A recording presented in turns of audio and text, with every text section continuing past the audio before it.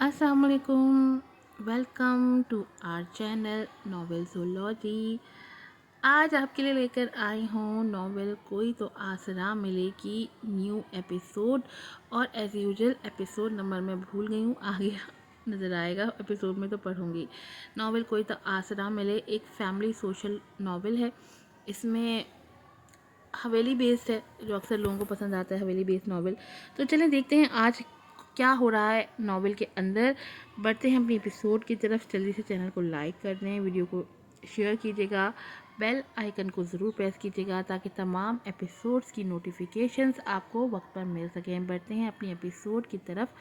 Novel है कोई तो आसरा मिले। Episode number 9। वो उसे कब से चाहता था ये तो खुद भी नहीं जानता था, पर वो जब तक उसे देख न लेता उसे चैन नहीं आता था। और ये बात तो उसने अपने भाई और अजलान को पता तक चलने न दी थी, हमेशा छुपा कर रखी। पर अब वो बेचैन होता जा रहा था कि कब वो उसकी पनाहों में आए और कब वो उस पर अपने बेइंतहा प्यार की बारिश करे। मगर वो तो उसे देख कर ही गधे के सर से सींग की तरह गायब हो जाती थी। वो बस देख कर रह जाता था। अब भी उसने शायद गाड़ी का हॉर्न सुन लिया था, इसीलिए गायब थी। हॉर्न बजाने पर आहिल का दिल करा था जैगम का मुंह तोड़ दे, जिसने दीदार का इतना अच्छा मौका हाथ से निकलवा दिया। मगर चलो कोई दुख नहीं, हो जाएगी, कहाँ तक छुपेगी। वो अपने बालों में हाथ फेरता दिलकशी से मुस्कुराता हॉल में आया, जहाँ हमेशा की तरह माही और जैगम लड़ रहे थे। ये उनके बचपन की आदत थी, लड़े बिना उनका गुजारा नहीं होता था और ये आदत अब तक कायम दायम थी। एक नज़र उन्हें देखकर उसने अजलान को देखा, जो खुद उनकी लड़ाई से बेजार सोफे पर बैठा उन्हें कोफ्त भरी नज़रों से देख रहा था। लड़ाई की वजह कुछ भी ना थी, सिर्फ माही को मसला ये था कि वो उन सब के साथ क्यों जाएगा। ये उसका प्लान है तो उसकी मर्ज़ी के लोग जाएंगे। ये तुम्हारी सल्तनत नहीं है मेंट की, जिसमें तुम्हारी मर्ज़ी की रियाया बसेगी, समझी। मैं तो ज़रूर जाऊँगा, कर लो जो कर सकती हो। वो आंखें घुमाता तिनक कर बोला। अपने आप को मेंढकी की कहे जाने पर माही की आंखें सदमे से फैल गईं। क्या तुम होगी मेंढक और तुम्हारी बीवी होगी मेंढकी, खूब जमेगी दोनों की। हाँ हाँ हाँ, वो भी जवाबन उसे चिढ़ाती कहका लगाकर हंसी, जिस पर वो दांत पीस कर रह गया। क्या हो गया है माही, घर आए मेहमान से कोई ऐसे बात करता है। Behave your self. लाउंज में आती आलिया बेगम ने सर्जिश की, जिस पर जैगम ने अपने 32 दांतों की नुमाइश की। उसकी दिल जलाती हंसी पर वो पैर पटकती अजलान के पास बैठ गई। कैसे हो जैगम? भाई साहब भाभी कैसे हैं? माही को डांटने के बाद उन्होंने जैगम से हाल अहवाल पूछा। सब ठीक है आंटी, आपकी सेहत कैसी है? वो मुहद्दब लहजे में बोला। माही ने खा जाने वाली नज़रों से उसकी अदाकारी देखी। मैं ठीक हूँ, तुम बैठो ना, खड़े क्यों हो? उन्होंने शाइस्तगी से कहा, जिस पर वो सर हिलाता आहिल के बराबर में बैठ गया। नूरी के लाए गए लवासमात से वो भरपूर तरीके से इंसाफ कर रहे थे और आयशा बेगम आलिया बेगम निहाल होती उन्हें देख रही थी। अनाया कहाँ है? माही आई नहीं अभी तक? आलिया बेगम ने उससे पूछा, जो मोबाइल पर बिजी थी। मॉम, वो अंदर पुप्पो को दवाई देने गई थी, पता नहीं कहाँ रह गई। इस वक्त जकिया बेगम की आराम का वक्त होता था और वो दवाई लेकर सो जाती थी। जिंदगी के थपेड़ों ने उन्हें वक्त से पहले बूढ़ा कर दिया था। माही के कहने पर वो सर हिलाती किचन की तरफ बढ़ गईं। शाम का खाना भी तैयार करना था। पीछे माही की बात पर आहिल के कान खड़े हो गए।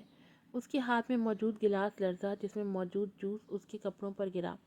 वो सरस से उठा और माजरत करता अंदर बढ़ गया। अदलान के कमरे में पहुंचकर उसने शर्ट को धोया और अब उसका रुख माही के कमरे की तरफ था। दरवाजे पर पहुंचकर उसने नॉक किया, जिस पर अंदर से मध्यम आवाज़ में यस की आवाज़ आई। वो जल्दी से अंदर घुस गया और दरवाज़ा लॉक कर दिया। अनाया जकिया बेगम को दवाई दे रही थी। हॉर्न की आवाज़ पर चौंक गई। माँ के इस्तफसार पर बाहर पोर्च में देखा, जहाँ वो दोनों अंदर बढ़ गए थे। वो जल्दी से पर्दे बरामद करती माँ को सोने की तलकीन करते अपने रूम में आ गई। उसमें आहिल की नज़रों को सहने की हिम्मत न थी। वो कोई बच्ची तो न थी जो उसकी नज़रों को ना समझती, पर मोरे तो उसकी शादी अजलान से करना चाहती थी। उसके दिल में अजलान के लिए कुछ ना था। उसने कभी उसे उस नज़र से देखा भी नहीं था। फिर ये सब, अब आहिल की पैगाम देती निगाहें वो अंदर तक खाइफ थी, इसीलिए हर बार उसके आने पर रोपोश हो जाती। मगर वो भी अपने नाम का एक था, उसे ढूंढ ही लेता था। अब भी वो बेड पर लेटी उन्हीं सोचों में गुम थी कि दरवाजे की आवाज़ पर चौंक कर यस कह गई कि शायद नूरी हो, मगर लॉक की आवाज़ पर पट से आगे खोल दी اور سامنے آہل کو دروازے سے ٹیک لگائے کھڑا دیکھ وہ ہڑبڑا کر بستر سے اتری۔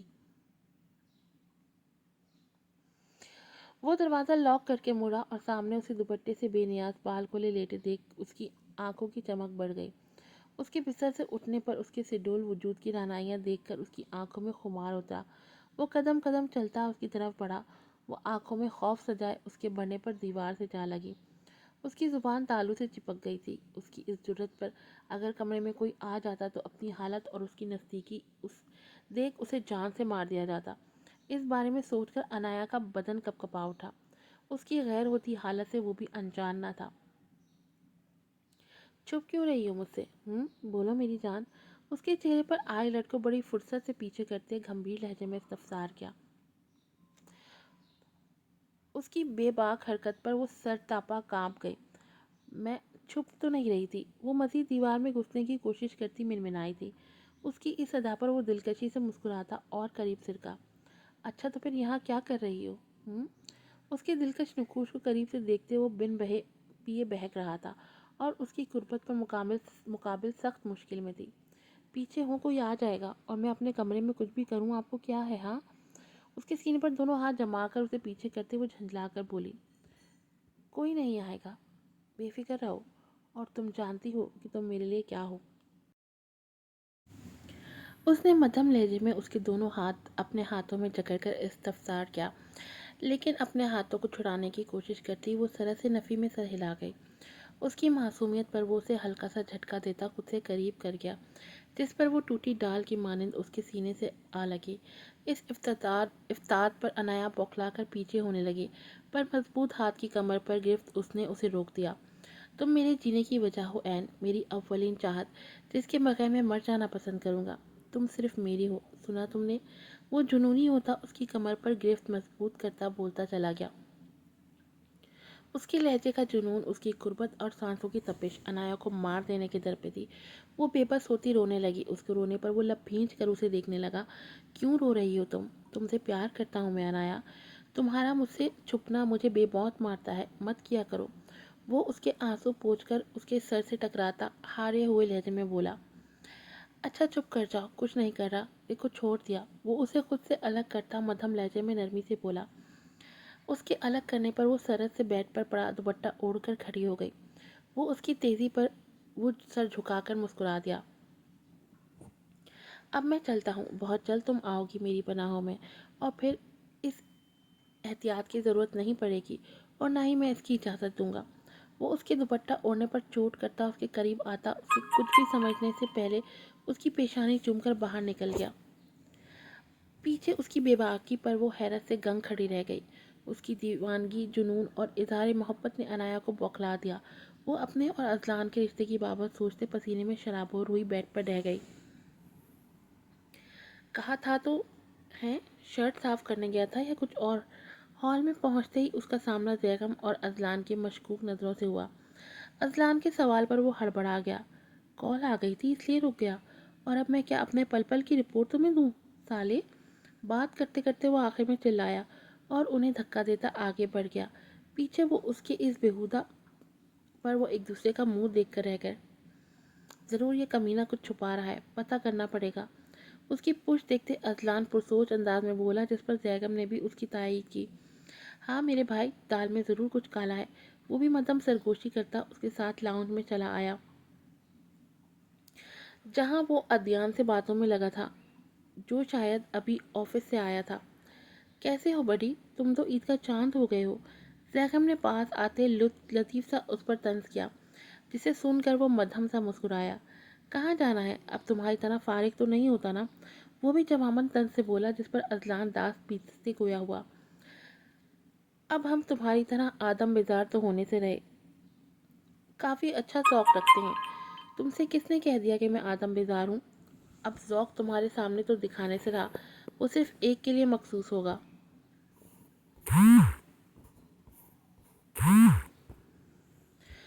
وہ بھی دل جلاتی مسکان لیے بولا، جسے دیکھتے وہ جل کر راکھ ہوا۔ ہم تو کافی شریم سمجھتے تھے تمہیں، پر تم تو کافی پہنچی ہوئی شے ہو۔ اب کے آہل کے دانت پیسنے پر وہ کہکا لگا کر ہنسا۔ کوئی شریف نہیں ہوتا، اور میں کتنا پہنچا ہوا ہوں یہ اپنی بھابھی سے پوچھنا، وہ معنی خیز لہجے میں بولتا کہکا لگا گیا، جبکہ اس کے کہکے اور بے باک باتوں پر وہ تینوں جل کر راکھ ہو گئے۔ نظر آتا ہے تو کتنا پہنچا ہوا ہے، بھابھی کا اللہ ہی حافظ ہے۔ وہ اس کی چوڑی جسامت پر چوٹ کر گیا جس پر اس نے اپنی دائیں آنکھ ونکی۔ ہال میں آتی ماہی اس کی ادا پر دل تھام کر رہ گئی۔ اس کی نظروں کا ارتکاز محسوس کر کے وہ فوراً اپنے خول میں سمٹا۔ Okay guys you carry on, میں چلتا ہوں، وہ سب پاٹ لہجے میں بولا۔